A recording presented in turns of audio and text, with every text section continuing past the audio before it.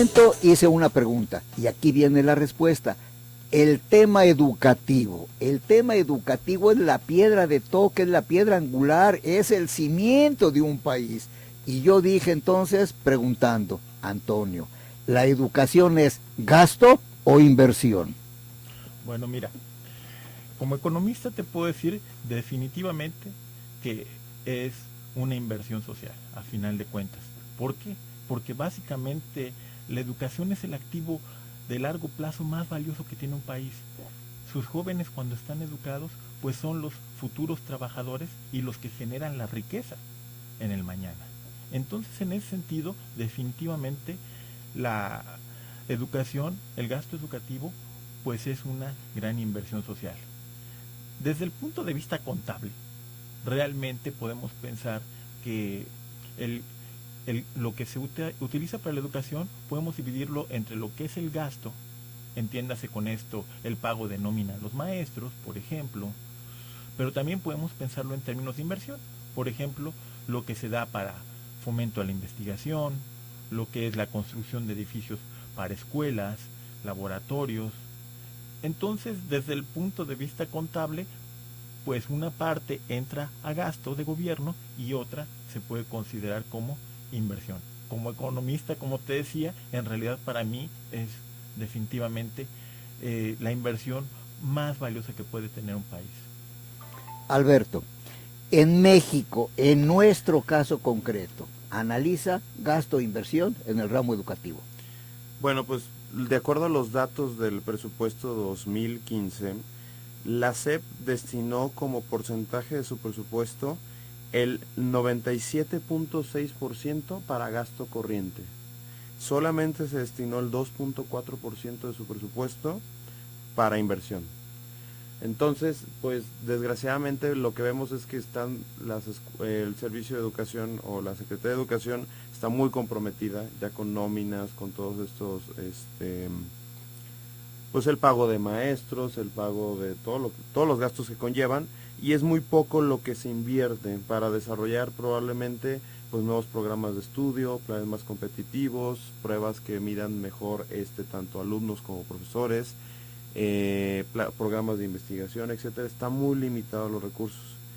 Y pues da tristeza, ¿no? Cuando ves, por ejemplo, últimamente que ha estado de moda estos maestros allá en Oaxaca y en Guerrero. Ya se les acabó el negocio, Ayer. Sí, pero veías las nóminas que recibían, porque las publicaron en varios diarios de circulación, o sea, líderes sindicales que ganaban 200,000 pesos, casi lo que el presidente. O sea, pues se entiende por qué tanto dinero está etiquetado y no se puede mover, y tan poca educación. Y es el secreto, o sea, si queremos ser un país de primer mundo, necesitamos innovar, necesitamos generar patentes, necesitamos generar conocimiento, y para eso pues es un plan que pues va a rebasar al gobierno actual. O sea, Peña Nieto no va a ver los resultados de una reforma educativa profunda, sino hasta dentro de 20, 30 años se verían los resultados, pero es lo que hicieron la India, Corea del Sur, la misma China, y que les está dando resultados hoy, pero esto empezó hace 30 años. Entonces, en el ramo educativo tenemos que pensar en cambios generacionales, no de sexenio, no de trienio. En todo, definitivamente debería ser en todo, ¿no? Hasta la infraestructura. No es posible que cuando llega un presidente, los primeros 2 años en lo que se acomoda no hay gasto de infraestructura, posteriormente los 4 siguientes años se invierte y se pagan las obras. Entonces no hay programas de desarrollo continuo, o sea, se van cortando dependiendo de las elecciones. Y lo más fuerte es al final, para que la gente vea este gasto.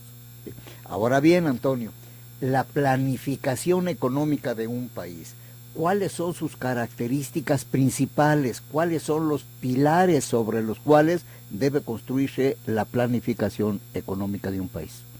Bueno, mira, para empezar, lo que deberíamos hacer sería definir nuestros objetivos, definitivamente. ¿Qué es el país que queremos ser? Si te fijas, en este momento no sabemos si queremos ser un país petrolero, si queremos ser un país proveedor de mano de obra barata para Estados Unidos, no sabemos si queremos ser un país vinculado al mundo, a la globalización, ¿sí? Eso yo creo que es algo importante. Todavía no tenemos lo que se denominaba antiguamente un proyecto de nación. ¿Qué es lo que queremos? eso, en primer lugar, definir los objetivos es fundamental para definir nuestra estrategia de planificación y desarrollo en largo plazo. Particularmente en lo que se refiere a la educación, que yo estoy completamente de acuerdo, debemos empezar por ahí. Yo creo que algo que es fundamental es que todas las reformas educativas, como comentábamos hace un momento, pues efectivamente son generacionales, pero justamente para que sean generacionales deben ser consistentes a lo largo del tiempo.